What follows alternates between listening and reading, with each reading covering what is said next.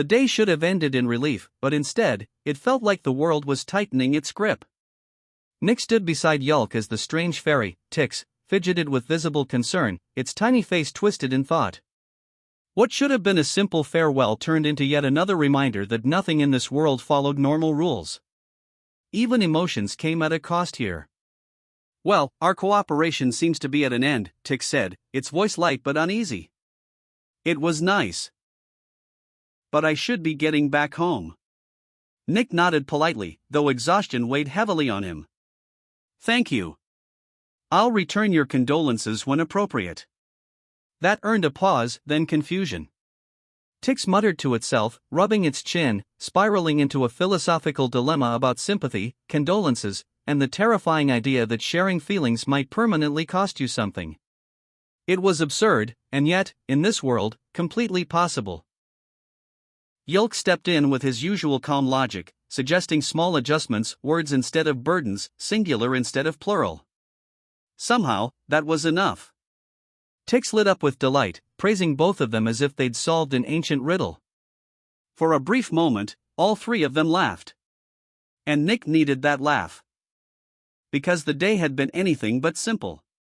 It had begun with politics, heavy, suffocating politics. Agreements between the Night Kingdom, the unified chiefdoms, and the Deep Wild Forest had been finalized. Then came ceremony after ceremony. The Drow swore fealty. A king abdicated. Another took the throne. Nick had stood through it all, silent and careful. One wrong expression, one poorly timed smile, and the fragile peace could have shattered. He had seen it nearly happen over something as small as a snorted laugh at a pun. Now, as Tix prepared to leave, it felt like the calm after a storm, but not the end of it. "Be sure to return to Mumel Dobrin for your reward," Tix said cheerfully. Then, more seriously, "don't bring the vampire." Nick chuckled. "I'll make sure he stays behind." With a bow and a strange, poetic farewell, the fairy vanished into a swirling portal of wilder magic. Silence followed. Nick exhaled slowly, staring at the empty space. "Why do I feel like things are just getting more complicated?"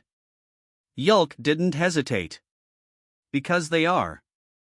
And he was right. Before, their path had been clear. Now, they were traveling with a former king who was also a vampire, under the guidance of beings who despised him. Their most reliable ally, Larry, was gone.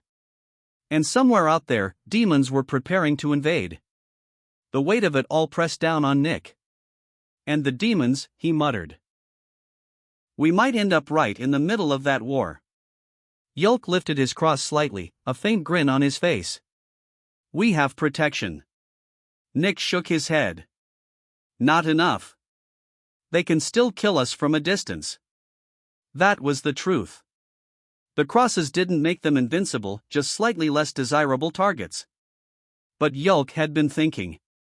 He explained what he'd learned: demons weren't unstoppable because they were strong, but because they never truly died. Destroy their bodies, and they simply returned, reforming endlessly. Unless. Eniels, Yulk said. Those mysterious beings could stop the regeneration. Permanently. Nick frowned. It sounded like hope, but also danger. Everything he'd heard about the Eniels painted them as ruthless, controlling, possibly worse than the demons in a different way. Still, there wasn't much choice. They needed allies. And so, with time running short, they went to speak with High Chief Ullermac. The castle was a maze, alive with movement and noise. Soldiers rushed, carts rattled, voices overlapped in controlled chaos. It took time, but eventually, they found him in the stables. Ullermac stood like a mountain among men, barking orders, correcting mistakes, controlling every detail. A leader who thrived in chaos. When he turned to them, his gaze was sharp. "You have something important to say." Yulk explained their idea, seeking aid from the Eniels. For a moment, the air tightened. Then Ullermac stepped closer, lowering his voice. What he revealed chilled Nick to the bone.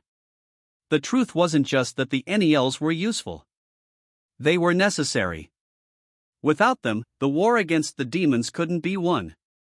every fallen demon would simply return. Again. And again. And again. An endless war. We'll accept their help, Ullermac said. But not at any cost. Nick nodded slowly. That sounded fair, but reality was rarely fair. Ullermac began to continue. But the world shattered. A deafening crash tore through the air. The ground trembled. Screams followed. Then a voice, filled with panic. The demons are attacking. They're through the wall. Everything changed in an instant. To arms. Steel sang as Nick drew his sword and ran. The courtyard had transformed into chaos. Supplies lay scattered, carts overturned, animals panicking. Soldiers rushed toward the breach. Nick followed. When they reached the wall, he froze for half a heartbeat. The damage wasn't what he expected. Not stone wood. Then realization struck Ullermac first. They found the hole we made. And then. Charge! The orcs surged forward, crashing into the demons. Nick followed, adrenaline burning through his veins. The demons rushed to meet them only to falter as they approached. Their skin hissed, burned by the protective magic. They shrieked in pain. Too late. Nick's blade cut cleanly through one's neck. Another battle. Another kill. But this time, something felt different. The enemy wasn't endless here. Not yet. He turned toward the breach.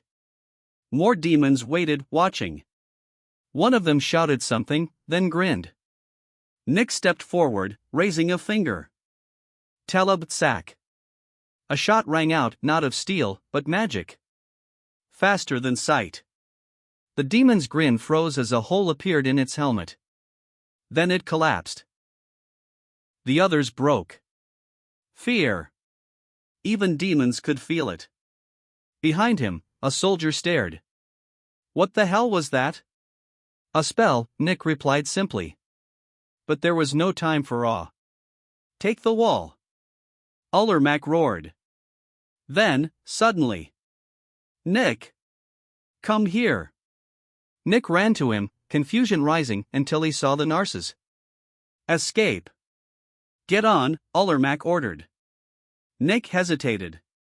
But He didn't finish. Ullermac grabbed him and physically threw him onto the saddle. We don't have time. Yulk was already mounted. The reins were passed. And then. A sharp slap. The Narses surged forward. Nick held on for dear life as the massive creature moved beneath him. Every instinct screamed that he was going to fall. This wasn't a pony ride. This was survival. Beside him, Yulk rode with strained control. Even through his calm voice, the pain was visible. It'll be fine, Yulk said. Nick forced himself to breathe. This wasn't about fear anymore. It was about getting out alive. You'll teach me, Nick said. Yulk smiled. Of course. The gates opened. Freedom lay ahead. Behind them.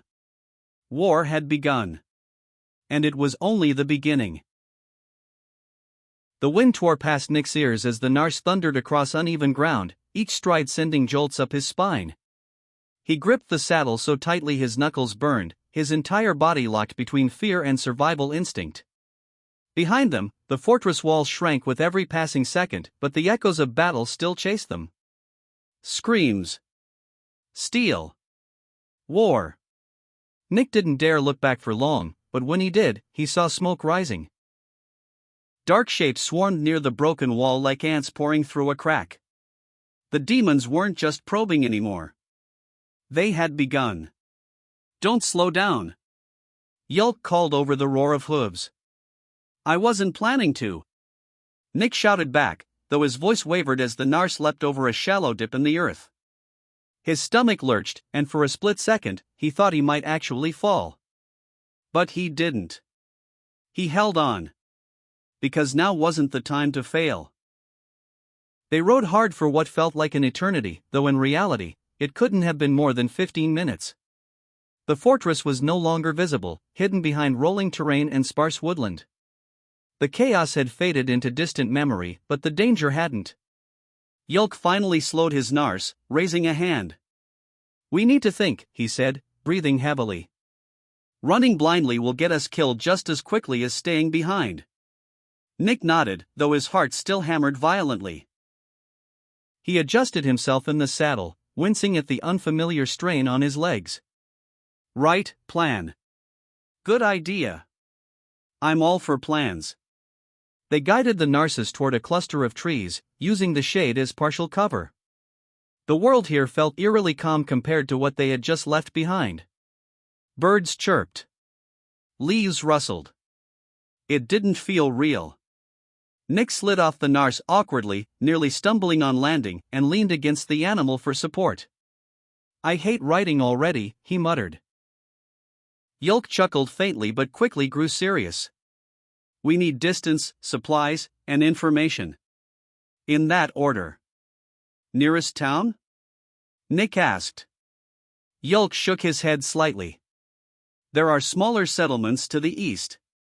Trade routes pass through there. If the demons are pushing outward, they'll target population centers first." "So, we avoid those," Nick said. "Yes. But we can't avoid everything. We need a place to regroup." Nick ran a hand through his hair, thinking. His mind kept circling back to one thing. The demons had attacked too soon. "Doesn't this feel off to you?" he asked quietly. Yulk looked at him. "What do you mean?" "They weren't supposed to attack yet. Everything we've heard suggested they were preparing, building up strength. That didn't look like preparation. That looked like a strike." Yulk's expression darkened. "You think something triggered it?" "I think something forced their hand," Nick replied. "Or someone did." The implication hung between them. If the demons were moving early, then something worse might be coming. A sudden distant shriek cut through the air. Both of them froze. Not human. Not animal. Demonic. Yulk moved first, grabbing the reins. "We need to move. Now." Nick didn't argue. They mounted again, slightly smoother this time, and pushed forward, angling away from the sound. The forest thickened as they rode, branches clawing at their clothes, roots twisting beneath the Narcissus' hooves. The world grew darker. Quieter. Then. Movement. A flicker between trees. Nick's breath caught. "Did you see that?" Yulk nodded slowly. "We're not alone." The Narcissus became restless, snorting, ears twitching. Another movement. Closer this time. Nick raised his hand, finger trembling slightly. "Teleb." "Wait," Yulk whispered sharply. Nick stopped. From the shadows, a figure stepped forward. Not a demon. Not quite. Tall. Thin. Pale. Its eyes glowed faintly, unnatural in the dim light. Then it smiled. "Travelers," it said, voice smooth, too smooth. "Running from something?" Nick didn't lower his hand. "Depends," he replied. "What are you?" The figure tilted its head, amused. "A survivor," it said. "Same as you." Yulk shifted slightly in his saddle, wary. "Survivors don't usually stalk people through forests. Nor do they usually flee from battlefields without looking back," the figure countered calmly. Nick and Yulk exchanged a glance. It knew.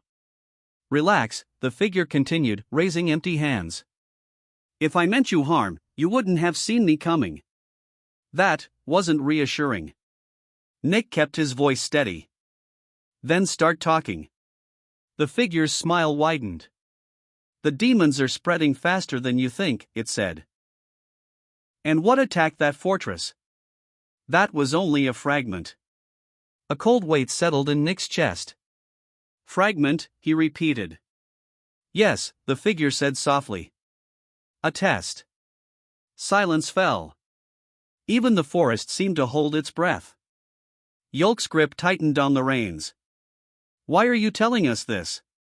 Because, the figure said, stepping closer into the faint light, you're heading in the wrong direction.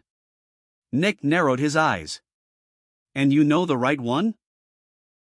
The figure met his gaze. I know where you need to go, it said. A pause. Then, quietly. If you want to survive what's coming. Nick felt it then. That familiar pull. The same invisible force that had dragged him from one impossible situation to another since the beginning. Fate. Or manipulation. Or something worse. He exhaled slowly. All right, he said. You've got our attention. Yolk glanced at him, uncertain, but didn't object. Because deep down, they both knew the truth. Running wasn't going to save them anymore. Not from this. The forest didn't move. But it felt like it was watching. Nick kept his eyes locked on the pale figure, his instincts screaming that something wasn't right. Not wrong in the obvious sense, not like demons, not like monsters charging with claws and teeth, but something quieter. Something that waited. Yolk shifted beside him, his nose restless beneath him. If you know where we need to go, he said carefully, then you'll explain why. The figure smiled again, but this time it didn't reach its eyes. Because the path you're on leads to death, it replied simply. Nick let out a quiet breath through his nose. That's not exactly helpful. No, the figure agreed. But it is honest. That was somehow worse. A faint wind stirred through the trees, carrying with it the distant echo of something unnatural, a low, guttural hum that seemed to vibrate in Nick's chest more than his ears. The demons weren't far. And they weren't alone. Start talking, Nick said, his voice firmer now. No riddles. For a moment, the figure studied him. Then it nodded slightly, as if coming to a decision. The attack you witnessed was not meant to succeed, it said. It was meant to measure. Measure what? Yolk asked. You. Silence fell like a blade. Nick blinked. That doesn't make any sense. It doesn't need to, the figure replied. The demons are not unified, not completely. Some act with instinct. Others plan. A cold realization began to form. You're saying, Nick said slowly, that something is directing them. Yes. And that something noticed us? The figure's smile returned, faint and sharp. Not just noticed, it said. It's interested. Nick felt his stomach drop. Out of everything he had faced so far, dungeons, monsters, politics, betrayal, this felt different. Personal. Yolk's voice cut through the tension. Then we're leaving. Immediately. You can try, the figure said calmly. But it won't matter. Nick's eyes narrowed. You keep saying things like that. Why? Because, the figure said, taking another slow step forward, you misunderstand the scale of what's happening. The air grew colder. Armies are moving, it continued. Not just from the hells. From places you haven't even seen yet. The veil between realms is thinning, and when it breaks. It paused. Then finished quietly. There will be no safe direction left to run. For a moment, no one spoke. Nick felt his heartbeat slow, not from calm, but from something heavier. Acceptance. He'd been running since the beginning. Thrown into a world he didn't understand, surviving one disaster after another, always hoping the next step would be simpler.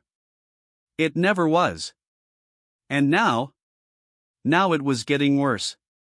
Then what do you suggest? He asked. The figure finally stopped moving, standing just close enough for Nick to see the faint, unnatural shimmer beneath its skin, like something barely contained. You stop reacting, it said. And you start choosing. Yolk frowned. Choosing what? Where this ends. Nick almost laughed. Almost. You're talking like we have control over this, he said. We're barely surviving. And yet, the figure replied softly, you're still here.